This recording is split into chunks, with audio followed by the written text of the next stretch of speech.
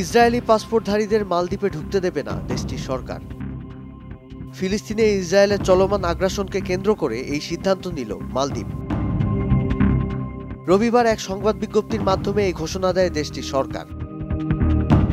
মালদ্বীপের রাষ্ট্রপতি মোহামেদ মুইজ্জু ফিলিস্তিনের সঙ্গে সংহতি জানিয়ে ঘোষণা দেন, দেশটির জন্য তহবিল গঠনের পাশাপাশি বিশেষ দূত নিযুক্ত করার প্রক্রিয়া চলছে।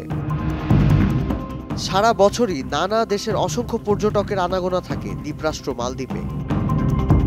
তবে ইসরায়েলি পাসপোর্টধারীদের উপর নিষেধাজ্ঞা জারি হওয়ার পর নিজ নাগরিকদের মালদ্বীপ ভ্রমণে নিরুৎসাহিত করেছে ইসরায়েল সরকার। দেশ বিদেশের সব খবরের সর্বশেষ আপডেট পেতে ভিজিট করুন prothomalo.com/video। ফলো করুন প্রথম আলোর ফেসবুক পেজ ও ইউটিউব চ্যানেল।